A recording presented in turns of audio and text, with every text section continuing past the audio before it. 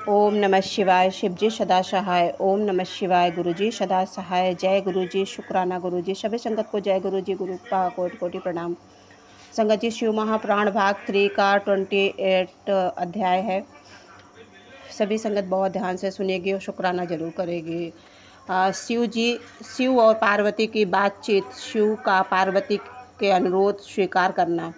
ब्रह्मा जी कहते कि नारद, परमात्मा हर की यह बात सुनकर उनके आनंददायी स्वरूप का दर्शन पाकर पार्वती को बड़ा हर्ष हुआ। उनका मुख प्रसन्नता से खिल उठा। वे बहुत सुख का अनुभव करने लगी। फिर उस महातपस्साध्वी शिवा ने अपने पास ही खड़े हुए भगवान शिव से कहा कि पार्वती बोली, देवेश्वर, आप मेरे स्वामी हैं। प्रभु, पूर्व काल में आपने जिसके लिए हर्षपूर्वक दक्ष के यज्ञ का विनाश किया था, उसे क्या भुला दिया था? वे ही आप हैं और वही मैं हूँ। देवेश्वर, इस समय मैं तारकासुर के दुख पाने वाले देवताओं के कार्य की सिद्धि के लिए रानी मेना के गर्भ से उत्पन्न हुई हूँ। देवेश, यदि आप प्रसन्न हैं तो यदि मुझ पर कृपा करें तो मेरे पति हो जाइए। ईशान प्रभु, मेरी यह बात मान लीजिए। आपकी आज्ञा लेकर मैं पिता के घर जाती हूँ। आप अपने विवाह रूप में परम उत्तम विशुद्ध यज्ञ को सर्वत्र विख्यात कीजिए। नाथ प्रभु, आप तो लीला करने में कुशल हैं, अतः मेरे पिता महाहिमवान के पास चलिए और यथाच बनकर उनसे मेरी याचना कीजिए। लोक में मेरे पिता को यश को फैलाते हुए आपको ऐसा ही करना चाहिए। इस तरह आप मेरे संपूर्ण ग्रस्त श्रम को सफल बनाइए। अब जब आप प्रसन्नतापूर्वक ऋषियों से मेरे पिता को सब बातों को जानकारी कराएंगे, तब मेरे पिता अपने भाई बंधुओं के साथ आपकी आज्ञा का पालन करेंगे, इसमें संदेह नहीं है। जब मैं पहले प्रजापति दक्ष की कन्या थी और मेरे पिता आपके हाथ में मेरा हाथ दिया, उस समय आपने स्तोत्र विधि से विवाह का कार्य पूरा किया। मेरे पिता दक्ष के ग्रहों की पूजा नहीं की, अतः उस विवाह में ग्रह पूजन विषयक बड़ी भारी त्रुटि रह गई।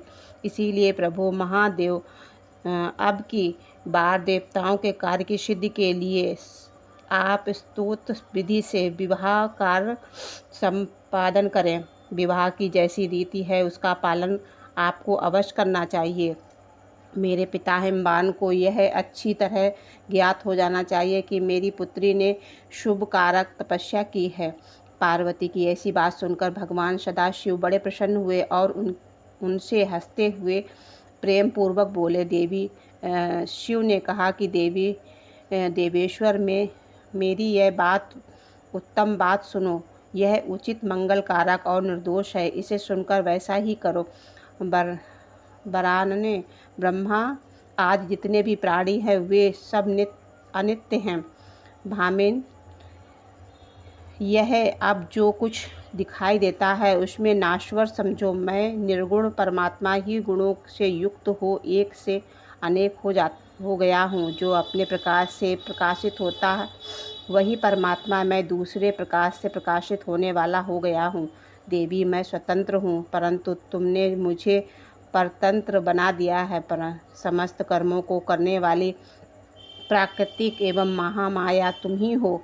यह संपूर्ण जगत महामाया ही रचा गया है। तो मुझ पर सर्वात्मा परमात्मा ने अपनी उत्तम बुद्धि के द्वारा अपने धारण मात्र कर रखा है। सर्वत्र परमात्मा भाव रखने वाले सर्वमात्मा पूर्णवानों ने इसे अपने भीतर सींचा है। यह तीनों गुणों से आविष्ट है। देवी वरवाणिनी, कौन वह ग्रह है, कौन से ऋतु समूह हैं और कौन दूसरे उपग्रह हैं?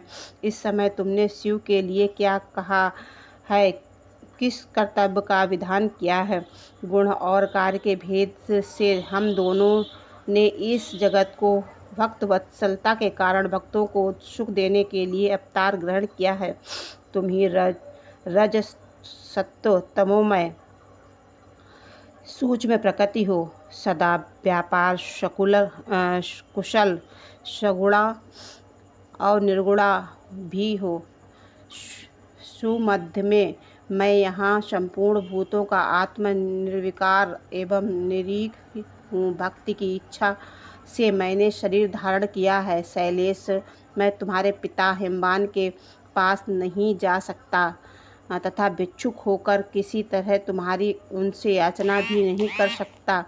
गिरिराज नंदिनी, महागुणों से अत्यंत गौरवशाली महात्मा पुरुष भी अपने मुख से देही यह बात निकालने पर तत्काल लुप्तता को प्राप्त हो जाता है। कल्याणनी, ऐसा जानकर हमारे लिए क्या कहती हो भद्रे? तुम्हारी आज्ञा से मुझे सब कुछ करना है, अतः जैसे तुम्हारी इच्छा हो वैसा करो। महादेवी जी ने ऐसा कहने पर भी सती साध्वी कमल लोचन महादेव शिव से उन भगवान शंकर को बारंबार भक्तिभाव से प्रणाम करके कहा। पार्वती बोली, नाथ आप आत्मा हैं और मैं प्रकृति, इस विषय में विचार करने की कोई बात नहीं है। हम दोनों स्वतंत्र और निर्गुण होते हुए भी भक्तों के अधीन होने के कारण सत्गुण हो जाते हैं। शंभो प्रभु, आपको प्रयत्नपूर्वक मेरी प्रार्थना के अनुसार कार्य करना चाहिए। शंकर, आप मेरे लिए याचना करें और हिमवान को दाता बनने का सौभाग्य प्रदान करें। महेश्वर, मैं सदा आपकी भक्ता हूँ, अतः आप मुझ पर कृपा कीजिए। नाथ, सदा जन्म जन्म से मैं ही आपकी पत्नी होती रही हूँ। आप पर ब्रह्म परमात्मा निर्गुण है, प्रकृति से परे है, निर्विकार है, निरीह है और स्वतंत्र है, परमेश्वर है। यद्यपि भक्तों के उद्धार में संलग्न होकर यहाँ सगुण हो जाते हैं, स्वात्मराम होकर भी लीला विहारी बन जाते हैं, क्योंकि आप नाना प्रकार की लीलाएं करने में कुशल हैं। महादेव, महेश्वर, मैं सब प्रकार के आपको जानती हूँ, सर्वज्ञ। आप बहुत कहने से क्या लाभ, मुझ पर दया कीजिए। नाथ, हम अद्भुत लीला करने में लोक में अपने सुयश का विस्तार कीजिए, जिससे गा गा कर लोग अनयन ही भाव सागर से पार हो जाते हैं। ब्रह्मा जी कहते हैं कि नारद, ऐसा कहकर गिरिराज ने महेश्वर को बारंबार प्रणाम किया और मस्तक झुकाकर हाथ जोड़कर वे चुप हो गई। उनसे ऐसा कहने पर महात्मा महेश्वर ने लोक लीला का अनुसरण करने के लिए वैसा करना स्वीकार कर लिया। पार्वती ने कुछ कहा था कि उसी को प्रसन्नतापूर्वक करने के लिए उत्तम होकर वे हंसने लगे। तदंतर हर्ष से भरे हुए शुम अंतर्ध्यान हो कैलाश को चले गए। उस समय काली की विरह से चित्त उन्हीं के ओर खींच गया था। कैलाश पर जाकर परमानंद निमग्न हुए परमेश्वर ने अपने नंदी आदि गणों से वहाँ सारा वृत्तांत कह सुनाया। वे भैरव आदि सभी गण भी वह सब समाचार सुनकर अत्यंत सुखी हो गए और महान उत्सव करने लगे। नारद, उस समय वहाँ महामंगल होने लगा। सबके दुख नष्ट हो गए और रुद्रदेव को भी पूर्ण आनंद प्राप्त हुआ। जय गुरु जी। शुक्राना गुरु जी।